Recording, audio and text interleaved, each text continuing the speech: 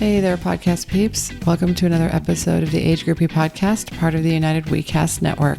I'm Lindsay Hiken, and along with my co-host, Mike Ergo, I am here to talk to you about all things related to endurance sports from an amateur athlete perspective and about living that multi-sport lifestyle. Plus, we share the other random thoughts that pop into our heads. You can follow me and the show on Twitter and Instagram at Age Groupie and look us up by name, Lindsay Hiken and Mike Ergo on Strava. If you have questions, comments, or topic ideas, feel free to email us at agegroupie@gmail.com. And if you enjoy the show, please leave a rating and review on iTunes or wherever you get your podcasts. So today our topic is on rookie do's and don'ts for triathlon. If you are an experienced triathlete, you've either made some or all of these yourself or know people that have, and will probably get a kick out of just hearing the stories of, all of the fails that we've gone through in triathlon. And if you are new to the sport, you will get some tips and tricks on how to, make your first couple races as successful as possible.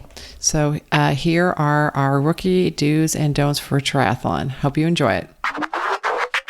Okay, I think we're recording. Is this the part where I say, hey, podcast peeps? That's right. Age Groupie Podcast. I'm your host, Mike, and joining me is Lindsay. Hello. Lindsay, how you doing? Well, as I told you before we started recording, I feel like a POS today. I'm POS. Piece of shit. My favorite part of this podcast is when we listen back to it and our awesome producer just beeps out the words. I know, I feel sorry. I think I like that better when it's beeped out. Do you? Well, I like hearing the word and the word but then when they're beeped out, like they probably are now when we're listening to it, it's even cooler. Like, whoa. They said something bad. Yeah. You know what happened? Okay, so first of all, let me just say this. I have no idea how I drank alcoholically and managed to go to work the next day, because I went to dinner with some friends. Josh and I went to dinner at some friend's house last night, and dinner was a little late, and we didn't get home till 11 o'clock. And I am exhausted today. I didn't drink. I didn't do anything. I just stayed up past my bedtime of 9:30 or 10 at night, and I am non-functioning. Same thing for me. I had those thoughts. So here's the thoughts I had. At one point in my life, as a young 18, 19, 20, 21-year-old, I would drink until 2 a.m, pass out for 3 hours, and then go run 3 or 4 miles and do push-ups and pull-ups at 5 or 6 a.m. Yeah. And now if I don't get at least, if I don't get at least 6.5 hours of sleep, I'm walking around like I just did the Bataan Death March. It's just, I can't think. I'm just, how did I do that? I don't know how Different I body. did it. Yeah, I have to get 8. Yeah, now I need 7 or 8. I'm feeling good. 6.5 is it's going to be a rough one, but I can survive it. But I was like, right. I'm such a baby now compared to. Oh my God. You know what I think it is? We both know what it's like to feel good. Yes. And the difference is just so stark. Like when you feel bad, and that's all your life is, that the brain detects changes in states more than a certain level of discomfort. Yeah. When I felt bad all the time, I guess it's just different shades of gray. Yeah. But now, I know what it's like to be have a healthy body, a physically fit body, a body that's been given good fuel, really healthy nutrition, gotten enough water, gotten enough sleep. And so now, the path is narrowed to where I have to do all of those things. I know what it feels like to have all of those at once. And so when one's missing, in this case, the sleep, I'm like, ugh. I can barely function. I mean, and it's really over the top with my attitude. I need to just get over myself. I'm walking my dogs. I'm grouchy because they're not listening to me. Normally I'd just be whatever, you want to sniff that. But today I'm come on, let's frickin' go. I'm tired. Super tired, and I need nappies. It's kind of how I view what it must be like to live in San Diego. Because everything's perfect in San Diego for the most part. So wherever else you go, if it's not that, you're it's too hot, it's too cold. That's right. But if you live in Fresno and life's just like it is in Fresno. Yeah. And you're like, all right, well, it's 110 and it's just flat and there's. It's all good. Yeah. Gonna go for a run. This is how it is. My significant other owned like rental properties in Fresno. And we would go out there to just check on the property, or because when he was buying one, we went and looked at a bunch of different ones. And literally just walking across the parking lot into like the real estate office in the hunt, I was like, I'm melting. I can't imagine. Like, I've become such a wimp. Oh my God. Anyhow, how are you doing? I'm doing well. I just took a couple shots of us on my phone. It's good. I'm doing really well today. And I went to the pool and, was getting changed in the locker room. And then I said, I don't have a swimsuit. So that's cool. And then as I was walking out, I was like, well, maybe I'll just work out at my garage. And I see one of the people on my swim team. What, you going already? I was like, yeah, I forgot my swimsuit. Oh, no, you're going to make it back? I'm like, yeah. And then I was driving back. I was like, well, I didn't totally commit to it. And then I was like, I went in my house, got my swimsuit. I was like, this is going to be one of those days where I'll be really proud of myself if I go back. And so I actually went back and had a good swim, and it was cool. Yeah, so it was one of those days where it's like, I could just skip. That's not bad, That's what I did today. Just drink this one beer. It'll be okay. You don't need just have one more. Well, the difference is, I was supposed to go to swim and go to coffee with my friends afterwards, my swim friends, and I only made coffee. I skipped this. I was so freaking tired. I was like, I can't. That's different. That's different. No, it's called listening to your body. If I had a race coming up, I would have probably pushed through, but I don't. I mean, Ironman was my big thing. I do have a race tomorrow. I have a trail race. So that was the other thing, was like, I decided to get that extra hour of sleep instead of because I do have a trail race tomorrow. So wisdom. But you needed to get in there because you've got Santa Rosa 70.3 coming up. Exactly. And I got a lot of sleep. I slept from like 9 p.m. to like 4:45. Nice. I mean, I got some golden sleep, and I think my 2-year-old only kicked me in the back of the neck like 5 times. So it was pretty good. God, it's a win. Oh, a total win. Yeah. So you feeling like ready, excited for the race, or what are your thoughts leading into Santa Rosa? I'm feeling so excited. Well, it's interesting going from a full to a half, even within a season, or even just doing a full and then doing a half. Half Ironman, I mean, it's 70.3 miles. It's a long journey. And my first few, I was nervous. Can my body do this? Did I do enough training? But now I will err towards, I got this, and towards doing less training because it's not an unknown thing. So I'm feeling good. I'm only doing the swim and bike. And then I'm handing off the timer chip, baton, if you will, to the sister, my friend Raleigh. She is the sister of a guy I served with who was killed in action, and we're running in honor of her brother. So she's going to carry the flag for him, and we're teaming up to remember Travis Desiato. And I'm so excited. This is the first time I've teamed up with someone to do a relay for this Gold Star Initiative. Yeah. And it's the first time that I've raced for somebody who was in my unit who I knew. So this is this much more personal. And so it's pretty meaningful. That is awesome. I'm so excited for you guys. That's awesome. Yeah, it's going to be fun. How you feeling about this trail race? Oh, no. Well, as you know, I had to rehab my knees afterwards. So the reason I'm going really to do it is because right now I'm just enjoying running slow. I'm trying to build up to do my 50-mile race next year. So I'm just at the very beginning of trying to build up a lot of volume.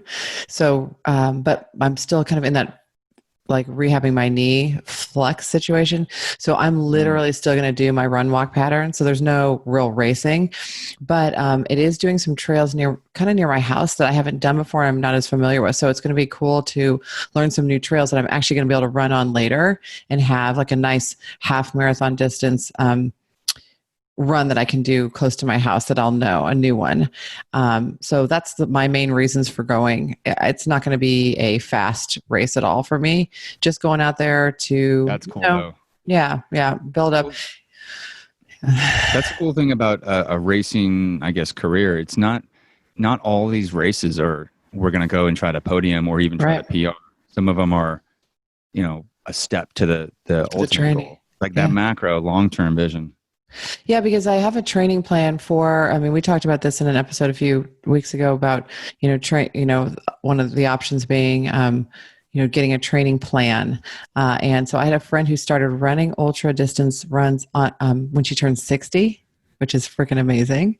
And she's qualified for Western. Most people are like, you shuffleboard. Yeah, that's right.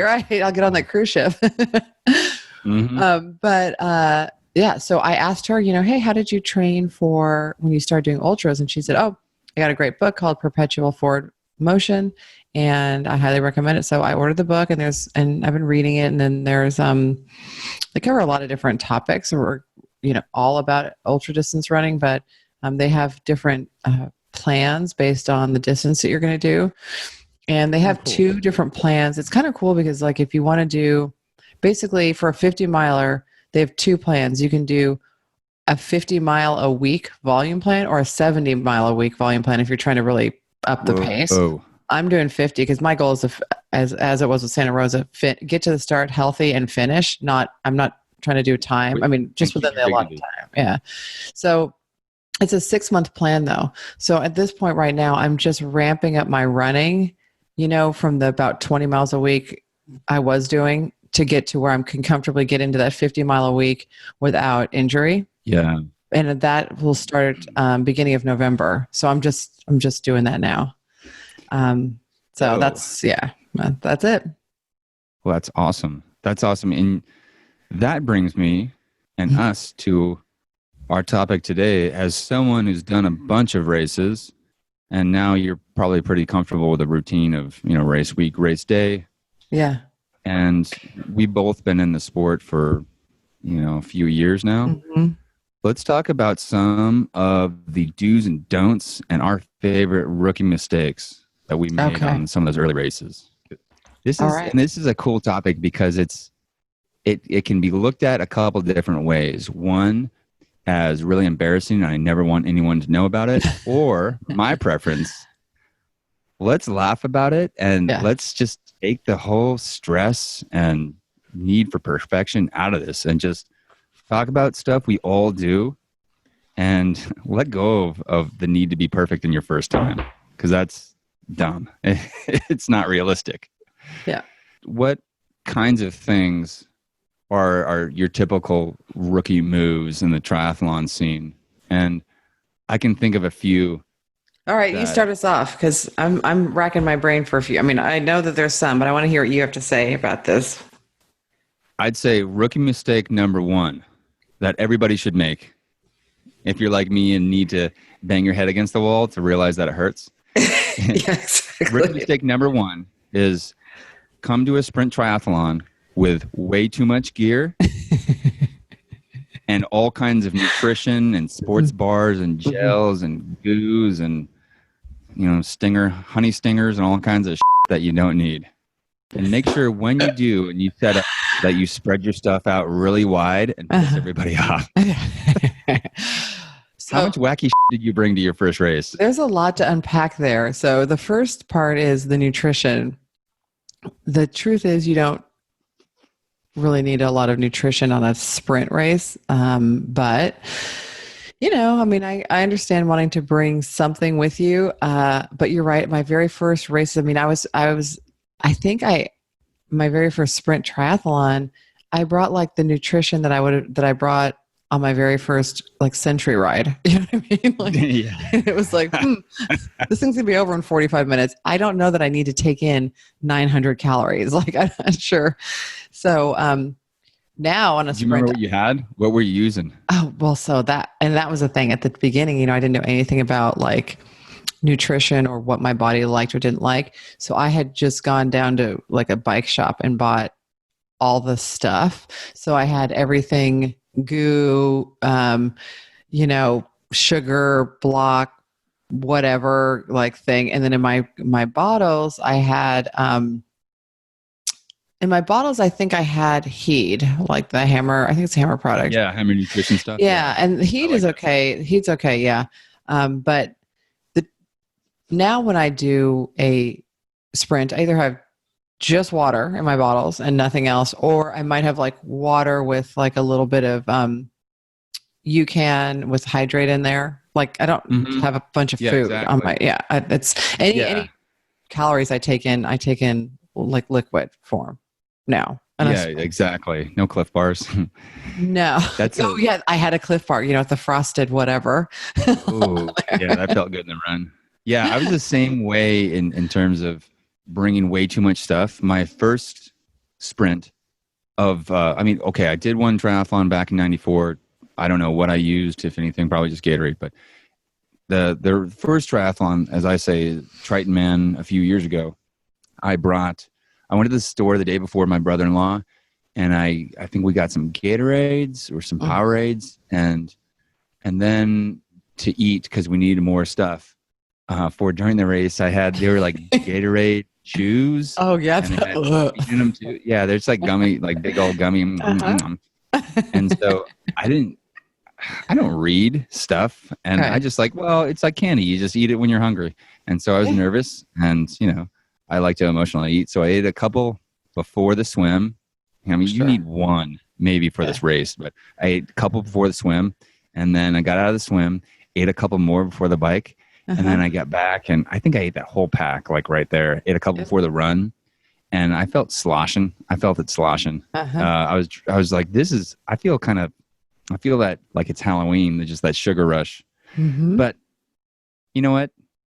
If I had really gotten down to it and worried about every last detail, I might not have ever clicked the button register. So that's it was fine. You just do it. And that's why I think it's cool. Like, make all these mistakes the first time. Yeah, plan on making. I think the thing about multisport is that it's always a learning process. So I've never had a race where I haven't learned something new, either about myself or about how to better prepare or how to perform better ever. But that said, here's something that I did nutritionally on my first one that I do not recommend, which is there was a Starbucks. So I got there. I was getting there way, way early because I was super nervous. Like transition, like they were just putting out cones. They were like, "Oh, you're here." Okay. You know what I mean? Like, I love that.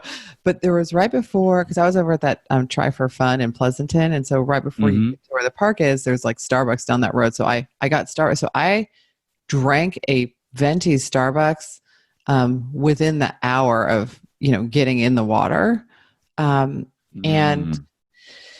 it's not that big of a deal, but I had to pee all over the place. So because of having the diuretic, so peed on the swim, that's fine. But then during a sprint race, had to stop in the porta potty, and there's not time. In terms of performance on the sprint, ideally, you just get through the 45 minutes and call it a day, right? Without having to take a bunch of breaks. You're going so fast. Ideally, that it's I pee all over myself on an Ironman on the bike, all over my legs and my shoe, my spokes. You just piss everywhere. I love it, and I stink. So half my aid stations are me getting bottles of water to hose rinse yourself off. Exactly. You don't have time to do that on a sprint. So that's so awesome.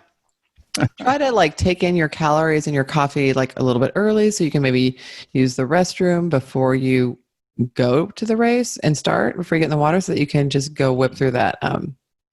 So then there was that. So then in transition, the transition setup, that's something that's good to, if you are new, you maybe YouTube that, or if you have a coach, ask, or if you have teammates, ask, because you're right, there is some etiquette within transition that is not the end of the world, but you don't just get all the space that you want. That's pretty narrow. Unless it's a race that no one shows up for. Other than that, exactly. What are the things, like the wacky stuff you brought or the unnecessary stuff you brought? I can think for myself, I brought one of those stretch bands a whole tube of sunscreen, like an extra pair of goggles. Stretch band, like to warm up, like a warm up band, like a workout band. Yeah, like you were like you were just gonna be hitting it in the warming up in the transition, or what? Stuff I'd use before and after, my before and after clothes. I mean, and a big old backpack to put it in. Some other stuff that had nothing to do with the race, but I was like, well, I don't want to take it out of my backpack. I'll have to put it back in. Maybe a book for the plane ride home. Yeah. Like a lot of stuff. Yeah. Okay. Just all kinds of stuff. Travel battleship, right? Packing for your race, like if you're doing a longer than a sprint, obviously you are going to have your nutrition. And we've done nutrition episodes on this before, so we don't have to get into it. But yeah, you will have all that in transition. For me, I got like at a surf shop, one of my favorite things I bought, and it wasn't for my early races. I only got this maybe 3 or 4 years ago, but I love it. It's I bought it at a surf shop. It's this round, it's like a canvas almost, and it has like a drawstring around it, a circle. It's probably a yard in diameter, and so for our metric listeners, that's not quite a meter. Yeah. So I can stand on it. It's made, so what it's made for is for surfers to pull their stand on the ground, pull their wetsuits off, and then the drawstring just closes around your wetsuit. So I lay that out of my transition, and I have my backpack, and I have all my stuff laid out there that I need, whatever, shoes, sunglasses, race belt, whatever I need. And so then when I come out of the water, I just drop my suit there, put on my stuff, come back from the bike, drop that. And then when I'm getting ready to go, because it's all dirty, it's all filthy, it's all got gross stuff on it, whatever, I just zip in this little bag and dump it in my backpack, and I'm ready to go. And I love it. That's really cool. That's like actually a useful thing that doesn't take up too much space. No, that's a great, yeah, that's actually, because I used to have like a lot of towels, and I would have like, because I'm kind of a germaphobe, which is a hard thing to be when you're doing multi-sport, because there's a lot of germs. You had the ultra like hospital size thing of Purell there. I would have Purell, and I would also have like all these plastic bags, like from Rite Aid or where, that I could put like bigger plastic bags, like shopping bags. So I could put so I didn't want anything touching the. You had your bag lady starter kit. Yeah, exactly. I was like, because I was like, well, these shoes have been inside a porta potty. I do not want them touching the rest of my. So it's like bag everywhere, right? So now I'm just like zip, and then I bring that like surf thing home, and we've got a outdoor shower because Josh actually does surf, and we wash our dogs out there, and he winches his wetsuits out there, and so now I just rinse that thing off, and I'm like good to go. Love it. Good to go. Yeah. Exactly. I'll try to find it and put a link to it in the show notes if I can find it online. But I just bought it at a surf shop in Santa Cruz actually. And so that's okay. So transition. So once you get out of transition, any rookie mistakes on the swim? Yes. I'd say my favorite rookie mistake for the swim is as soon as the cannon or the starting gun or the air horn goes off, swimming as hard as you can and being out of breath within like the first 100 meters. Yep. I mean, just go for it so hard. And put your head down. Don't look up so that you make sure that you're super off course. Don't look up and follow anybody who's going off course. That's always fun to see. Right. they're seceding from the pack. They're leaving us. And then after that, have a wetsuit that's way too tight that you've never tried on. So you'll have a full-on panic attack in the water. Right. Because it's squeezing you to death. Constrict your chest, and then you can't breathe. Can't breathe. And then your brain tells your body that you're drowning or you're dying, and then you panic. That's basically how that works. Yeah. And before all that, before you go like full out, before you tack it out to the red line on that swim, the first 100 meters, make sure you don't warm up. So you're going from a cold start and pull a muscle. Right. Exactly. Because the truth is, my instinct on my first race was not to get the cold water into my wetsuit so that it didn't shock me later, warm up a little bit, get comfortable, get loose. That was not my instinct. My instinct was to stand on the beach with everybody else and just stand there. I saw people out in the water. I just didn't know what they were doing or why. And then they were like, okay. Another race? Yeah. I was just like, I didn't know. And that cold water, like when it hit me, when it got on my suit, as on my first race, as people are kicking in my face and I can't see, and that was panic inducing. Yes, exactly. So any one of those things can cause someone to have elevated heart rate and start to panic to where, I mean, when you get into panic, you can't think straight because your pulse, everything is so high. That's why we always tell someone, all right, take a sip of water, breathe, slow down, get that Mhm. pulse down so you can think. But you throw all those things at once, especially for maybe people who haven't gotten out of the pool and Mhm. swam in a lake or a pond or a river or anything. Mhm. So you add the open water where there's no lane lines I and was it's just not gonna totally clear say and you that bottom.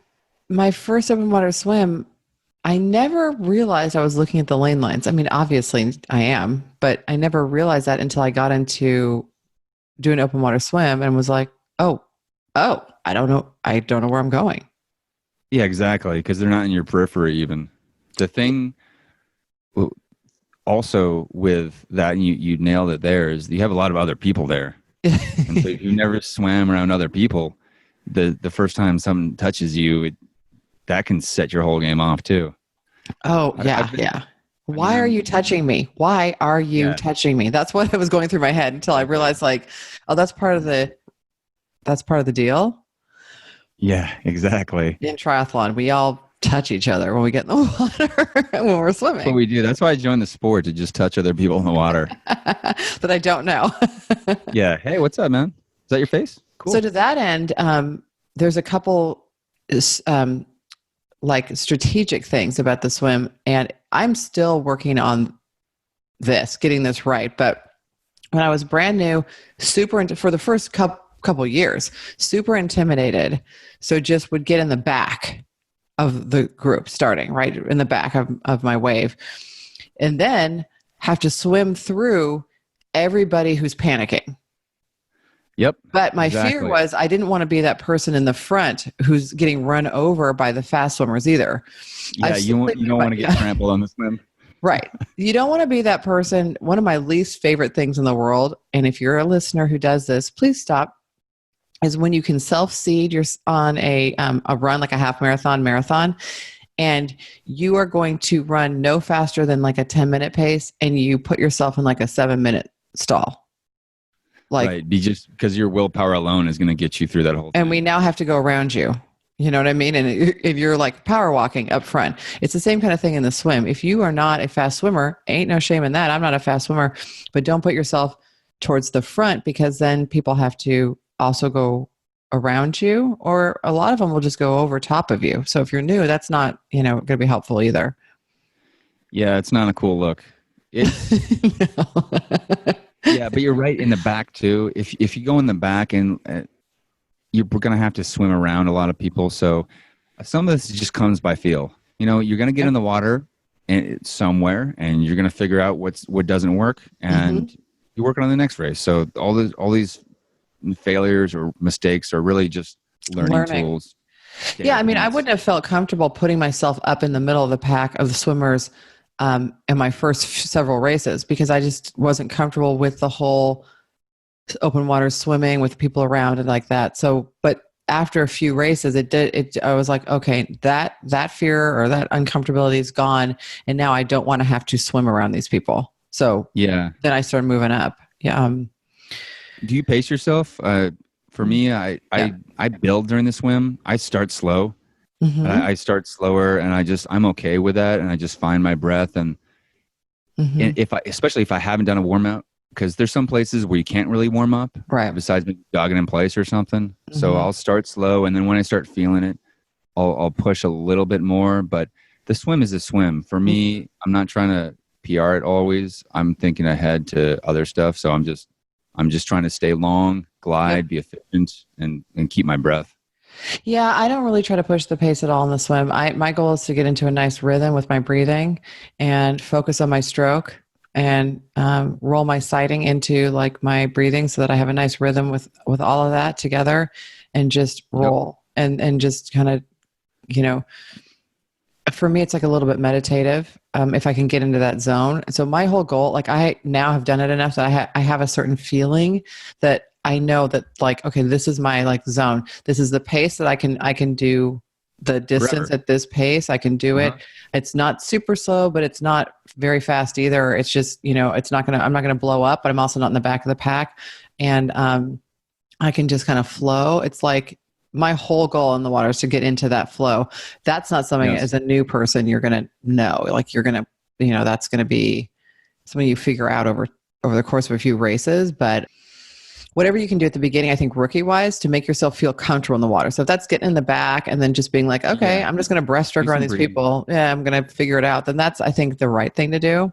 And definitely get in, even if you can't really warm up, at least get in and let the water get into your wetsuit. Yeah. Because that cold water coming in initially can be make you catch your breath. And if you're also trying to take off on the swim at the same time, I think that's where your brain starts going panic mode. You'll do that sharp inhale and hold your breath like, yeah. So, but if you're just standing there and you've got 5 minutes before your actual swim starts, that breath will just pass.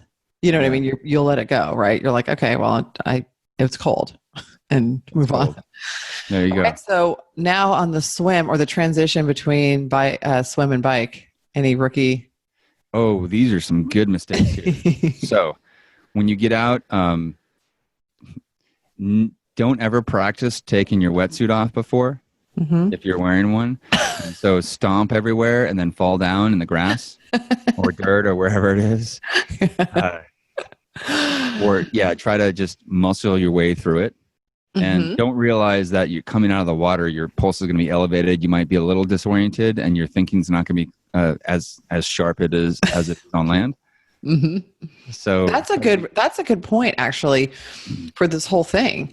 As a rookie, your thinking is not as sharp, not at any point as you think it might be. So know that. That's why nobody ever puts the pictures up of them coming out of the water. I don't know why.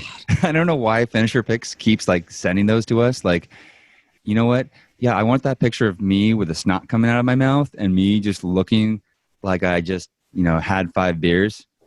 I mean, my Finisher Pics coming out of the water from Ironman were mostly covered up by some other guy. He was in front of me, which was fine because the glimpse of the side of my face that I got on one of the pictures, I looked like I had just had a stroke. Yeah, exactly. I literally was and I'm like, you look like you have a stroke and you just showed up to this country and you're looking like where to go. That's the thing, right? Yeah, I swam here across the ocean and I had a stroke on my way. And along the way, I developed all the snot in my face. That's right. Also, understand the course. I mean, so understand obviously the swim, bike, run course. No, look at the maps beforehand. That's fine. But understand in transition, often you go in one place after the swim, you go out one place on the bike, you bring your bike in one place. You got to know where that is because early on I had I'm going to run through transition and be super fat because I see these fast people jogging and just hauling butt, right? So I'm like, okay. Right. And I ran to the wrong, and they're like, no, lady, no. I ran all the way across this big transition at Wildflower, hello, huge, to the wrong place. Yeah. So you do a little visualization, you look at it, you kind of visualize yourself, okay, I'm bringing my bike in, okay, I'm running out this way. With all of it, just go over it once in your mind so it's not a brand new thing. Yeah, so that you're not at some air exit where the volunteers are like, no, I don't know what you're doing, but unfold your socks too. That's another great rookie mistake. If you're wearing socks on the bike, have left sock, left shoe, right sock, right shoe. Don't be that head who tries to jump on the bike and do a flying mount the first time.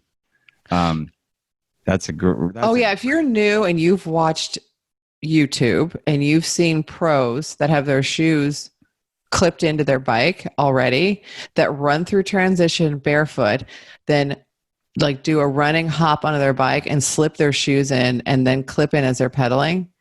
This is not a move that is for you if you're new. This is not a move that is for you. This isn't a move that's for me 9 years in either, by the way. I'm just saying. Exactly. Me either. You know what the move for me in my first triathlon was?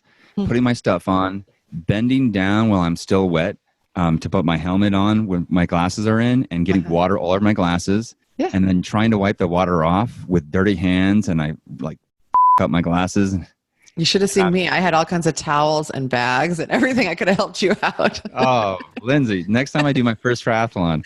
Yeah, rack next to me. Where's that bag lady with all the... Oh, yeah. I mean, basically prepare do as little as you can in transition. Now, I know that if my team manager ever listens to this episode, he's going to be like, Lindsay shouldn't even be talking about transition because I'm so slow in transition. In fact, I think I've mentioned this on the show before, but in maybe my second year of racing, my whole team did the Silicon Valley Triathlon, and Tim, our coach, did the first day. He did the 70.3. So Saturday it was either 70.3 and sprint, and then Sunday was an Olympic. So a bunch of teammates did both 2 days. So I did the sprint and then the Olympic on Sunday. Tim did the 70.3, then the Olympic. But in the transition on the Sunday, on the Olympic, I think I was just getting myself ready. And that's Mike has, he's from Australia, and he's like, "Are you going to have a fucking cup of tea while you're in there?" Because I was just like, shave my armpits, So try to get your sunblock, your whatever you need, your hair. If you're a woman, you got special hair needs. Get that all done prior to the start of the race. Much more prior. Yes. Do you re-sunblock? I mean, you are pretty pale. Do you re-sunblock mid race, or what do you do? Life is just continuously putting on sunblock. Full moon, sunblock. Here's what I learned, and I learned this many races in. I'm still learning on how to put sunblock on, but the pro tip I got from Kevin at Zilios, one of my sponsors, was you put the sunblock on the night before if it's going to be a long race. Oh. Or if it's going to be really sunny. You put the sunblock, you take a shower, just wash off, and then for me, it's like, you wax a car. You put a few coats of wax on. So for me, my first coat goes on the night before, after I take a shower. It soaks into your body. And in the morning, you put a lighter coat on because most of it's already soaked in. For a sprint, you don't need to do that. You can put it on the night before, maybe a little, but you don't need to reapply during the race. Longer races, I reapply a few times. Okay. But I try to stay smart now, and I just wear the arm covers. I have limited sun exposure. Do those make you hot, out of curiosity? So if you're new and you don't know what we're talking about, there's basically they look like arm warmers, basically, that you would ride, that you would use on your bike to keep your arms warm, except they're white, and they're fairly thin, right? Are they thin? Very thin. Yeah, they're very thin. I use black ones too. Oh, really? So cool, because if they're the warm weather ones, they're moisture wicking. So the wind actually blows on it, and there's enough space and separation, I think, from the moisture to your skin to this thing, that the air in between it cools it better. I've never seen a black pair. Oh, that's interesting. I'll show you my race photos from. I believe you. January of 2018. It was, I was worried I was going to be too hot, but I trained with them and they worked. And if they get a little too hot, you just dump some water on them. That's perfect.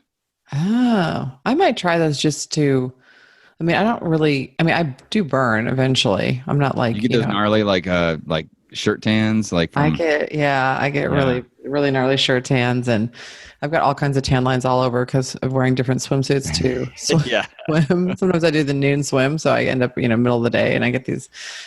But I have had some pretty, my arms have gotten really dark mid-year, and I thought, maybe I should put something on there. So maybe I'll try those. I always just felt like they were going to be hot, but the water makes sense. Yeah, exactly. You just dump a little water on them, and then they just cool right down. Really big fan of them. I know Zoot makes them. I think, is it Castelli or whatever that Italian company is? Castelli, yeah. Love them. Okay. All right. Well, cool. So, all right. Now we're through transition between the swim and the bike, and we're on the bike. We didn't do a running mount. Yes. We just got on it like a normal human being. Exactly. Rookie mistakes on the bike. Here's what I did. I had a conversation with my brother-in-law during the race. Oh. We weren't drafting, but we were side by side. Right. And I was like, why do people keep saying on your left and looking at us like, yeah, because we are. So understand the rules of racing, understand the rules of state of the right, and learn whether your race allows drafting, or if not, how far back you need to be from the next cyclist. Weaving all over the course, picking your line and staying where you are, understanding if there's rules of overtaking somebody, passing them, and not just like blocking them in or staying next to them. Mm-hmm. Learn about what those things are. I might add that I've seen this on the course before, and I've seen this also on like Century Rise and things. Newer cyclists not understanding how the wind works. And I know that sounds really stupid, but if someone's in front of you and you're in their slipstream, you are getting an advantage to that. And that's why they don't really want drafting on triathlon. But it's okay if you feel like you're going fast and they're not going fast enough for you and you pass them. But just know if it's windy, they may have been making your ride easier. So I've had that situation where someone passed me because they thought that I was going too slow for them.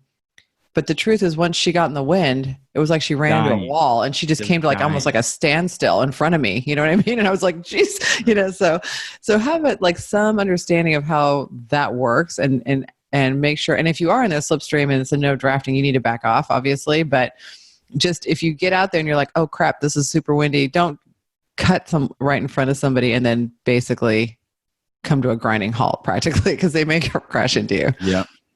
Here's another rookie mistake. Is drinking or eating all kinds of that is going to feel horrible on the run. Right. Think about the next thing that's happening.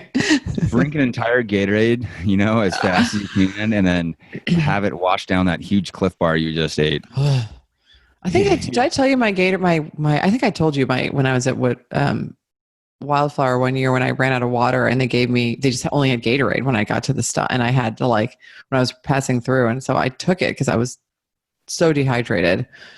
Yeah. But I already know Gatorade's a no for me. My body's like, no thanks. But I kind of was like, well, I might have some stomach cramping, but it'll probably be better than dehydration, right? Not so sure. Yeah. I mean, let's just put it this way. I got passed on the downhill of the run by several people in my age group. And I couldn't pick the pace up because I had become such a bloat. And as I came down the chute, another finisher pick I was like not going to purchase. I looked, I don't know, like 7 or 8 months pregnant with this like Gatorade baby. That was wow. My tri-suit.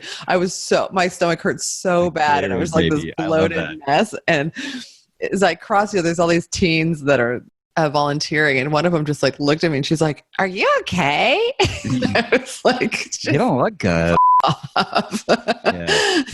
I realized I'm fat and bloated. I had a bad race. It was a Gatorade. It's a Gatorade, baby. I'm like, excuse me, I need to go to the labor and delivery. Yeah.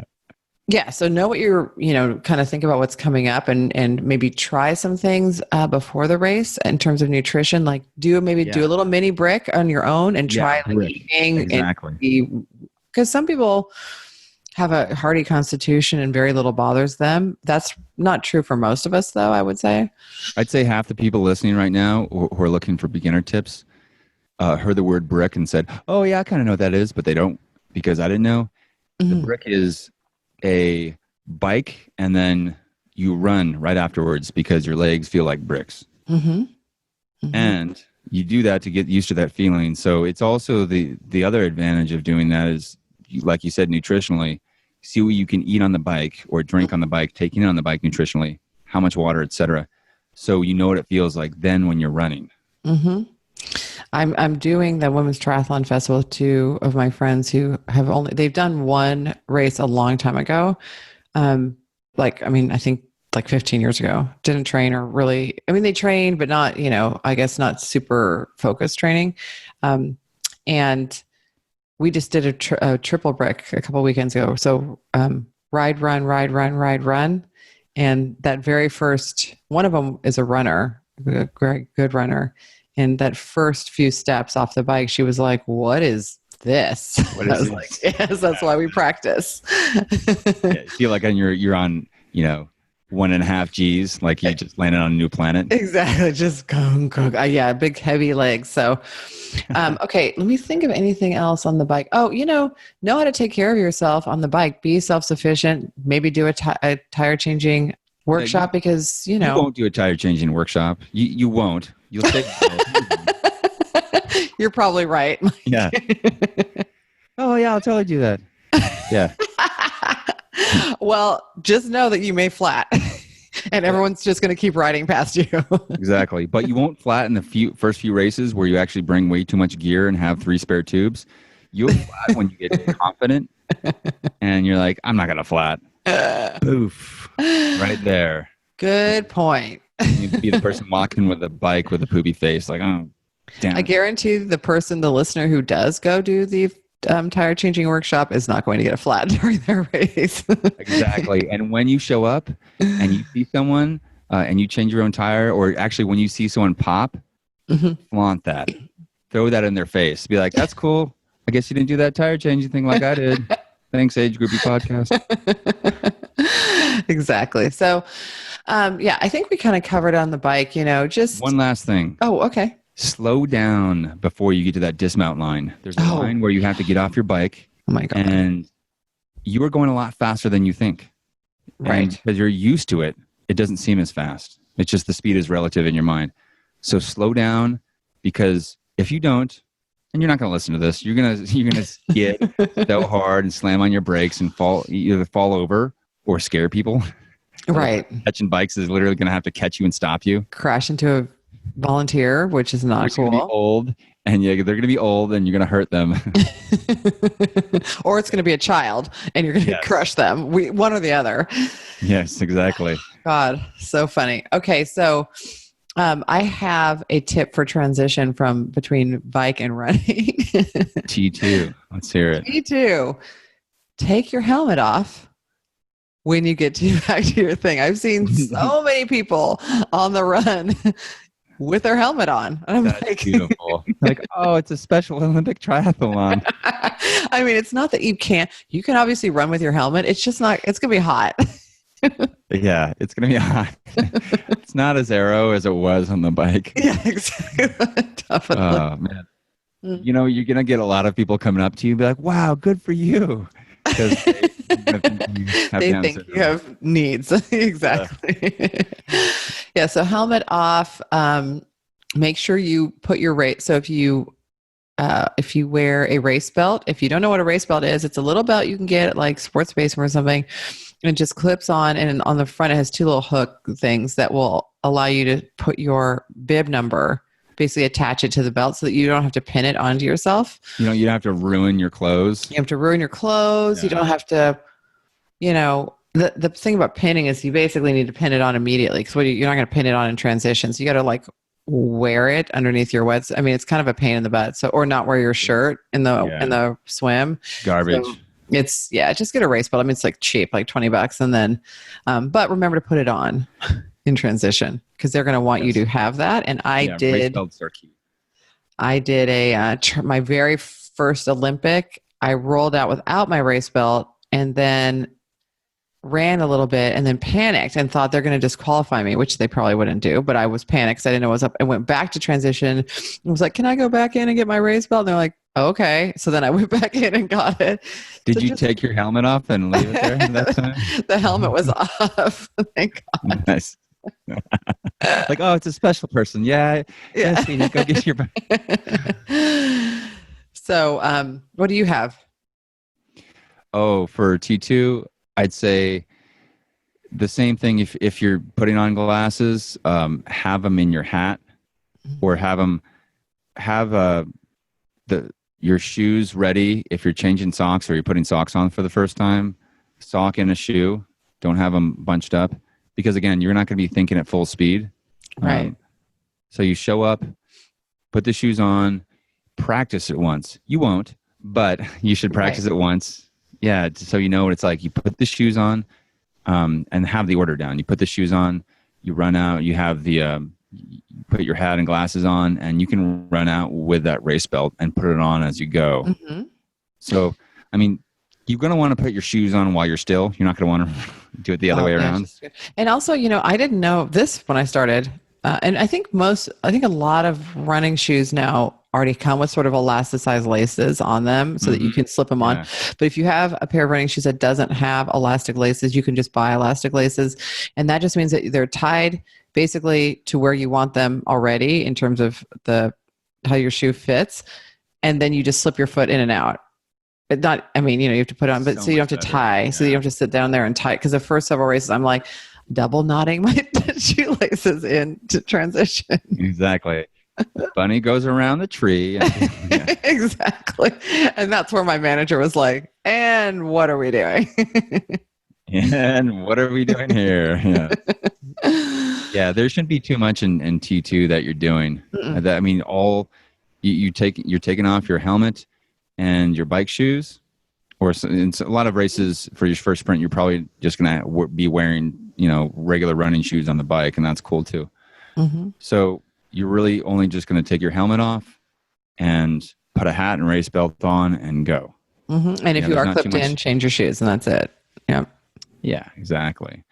And just get a feel for your legs too. You don't want to sprint as hard as you can. You don't want to know where you're going and get into a rhythm. Find your breath. Mm-hmm. Now, what about rookie mistakes on the run? Rookie mistakes on the run. So if you haven't made all your mistakes for the day and you still got some more up your sleeve. Exactly. I'd say gulp down lots of water at like in the first aid station, way more than you need. And have gut pain immediately. Exactly. So the gulping of the water sucks. And then the other thing about it is just like on the swim, do not go out like full blast at the beginning of this run. Exactly. Even if you go, well, it's only a 3-mile run. Like what the heck? Trust. If you've never done a race before and you're new, just trust. It's the longest 3-mile run of your life if this is your first triathlon. And if you look at the pace of other people, that was a mistake I made. I was like, this woman ran out in front of me, and I'm like, I'm just gonna go. Well, she was doing like a pace that's faster than the pace that I was gonna run it by far, but I took 3/4 of a mile to figure that out. Yep. Right, and then groveled for the last bit of the race. Right. Exactly. Yeah. You'll hear pros talk to about like burning matches. So you burned all your matches right at once, and we're empty. That's a good point, and that's probably the biggest rookie mistake overall is racing somebody else's race. Yes. Because you're training at your pace. You're training to your body's getting used to running whatever minute miles that you're doing, and cadence wise and stroke wise. If you try to race someone else's race the whole time, or at any point besides towards the very end, you're going to get burned out beforehand, and then you're going to bonk probably. Which, if you don't know haven't experienced that, that's when your body starts to feel like it's limp, and you can go any further, and you walk like a baby deer. So like a baby deer. Yeah, like a little fawn, like a little Bambi style. That's hilarious. My best bonk story was I was doing I think it was a half marathon up Mount Diablo and back. Not all the way, but like there's some good vertical, a lot of hills. Yeah. And I had just come. It was 2 weeks after I did Oceanside 70.3. So I was like, I'm a world champion at this point. So I can hit half marathon, whatever. I think I maybe walked around the block or jogged a mile before, and I didn't have any kind of great nutrition, but I was just trying to like run. I was just like, I'll do this all by feel. That sounds like a good plan. Oh, it was great. Especially, I really banked so hard on this aid station being at the top of the hill where the turnaround was, but it wasn't because the course had changed. And so the person was at the turnaround point from the course last year. And I was so thirsty and so hungry. Like I had that ravenous, holy kind of hunger. Yeah. And going down the hill, I started feeling a little knobby need. And then I just, I felt that baby deer thing coming on. I was like, oh, this is it, And I remember I tried to step over something, and I just fell. And I played it off like I was doing like kind of like a somersault. And I'm like, okay, I'm just going to walk for a little bit. But I had those really super short, way too short shorts, American flag ones. And so like it's a bad look if you dress like that to be walking like you're a zombie, just short shorts with like wobbly legs is such a bad look. Oh yeah, that's like That gives sandals and socks a run for its money. Absolutely. Absolutely. So the first time I bonked I just didn't even know what it was. I was so clueless that I didn't know what bonking was. And I did this long ride in the cold, and I had done this ride before, but I had not done it in wintertime when it was really, really cold. And I didn't realize that the cold, I was going to burn through more calories because I was freezing my ass off, And so I got like within less than a mile from my car on my bike. And out of like a 60-mile ride, I got to mile like 59 and a third or something. And I could not get back to my car. I just got off and sat down for a minute. And I was like, I don't know what's wrong with me. And this stranger came by and was like, are you okay? And I'm like, I was so out of it. I'm like, I don't know. And they were like, oh, I think you're bonking. Do you have any food? And I was like, no. And they gave me a banana. And they gave me a banana and I like ate it. And then I was like, oh. And I was able to get back to my car. I mean, and then I was like a deflated sack for the rest of the day. But oh man. Yeah. That feeling of just, it was like an I just suddenly was like, why am I like, I felt like I was floating above my body. Like there was no connection. I couldn't get my legs to turn over anymore. It was weird. It's hard to think. You're not going to, if the cool thing is that when you bonk and you have something, it takes maybe 10 minutes. Maybe you can just walk it off. And if you have something, like I remember another time I bonked on a really long bike ride and stopped and got a Gatorade, and it was just something with sugar in it. Something brought me right back. I think within 10 minutes or so, and I felt alive again. But before that, I couldn't think, and I was like, I don't know what to do. I'm just out here in my short shorts. I'm just here. And like, it's the same. I felt the same as, you watch or you go to any kind of sporting event and you see the guy who like takes his shirt off and paints his body and his team loses. So he's walking, he's all painted up. It's not a good look. You have to be like pumped up the whole time if you're going to be that guy. Your team has to win if you have that on for sure. Yeah. He's like, that's a long walk back to the train station. With face paint. I'm like, oh man. Oh God, that's so funny. So we've kind of covered a lot of, some of the. I think we got one last good rookie mistake. What's that? At the finish line.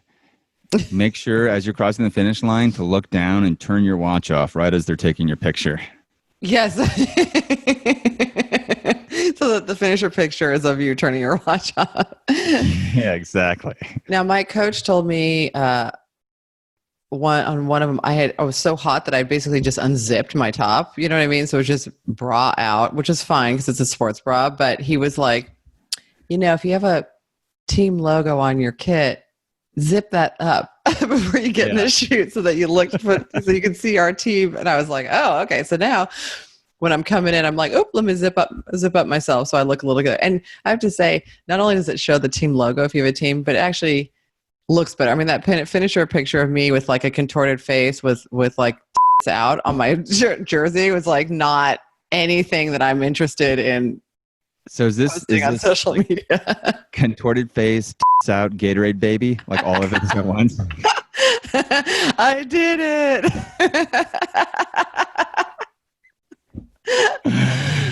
Oh my God. Life is good. I mean, look at it this way. We get to be part of a sport and a community that brings us so much, not just physical fitness and challenge, but so much joy and laughter. Yeah. Love these mistakes when you make them, just have fun. If you're worried, like a lot of people are, about trying to do this perfectly, just accept the fact you're going to make some mistakes. That's how it goes. Have fun. Enjoy the race. Enjoy the experience. Enjoy being there. It's not going to go perfectly. It's not. Exactly. The finish line will be there. Yeah. Even if you have to crawl across it with poo-poo pants, it'll still be there. Yeah, exactly. All right. Well, I think we did it. Any last minute things before we wrap it up? Oof. I don't know. Everyone put that sunscreen on. Yes. Like me. Apply Stay safe. Daily. Stay safe on the roads. All right. I'll talk to you next week. Booyakasha. Bye, y'all. Alrighty, that concludes today's episode of the Age Groupie Podcast with me, Lindsay Hiken, and my co-host, Mike Ergo. We really hope you enjoyed it. You can follow me and the show on Twitter and Instagram at Age Groupie, and look us up by name, Lindsay Hiken and Mike Ergo, on Strava. If you have questions, comments, or topic ideas, feel free to email us at agegroupie@gmail.com.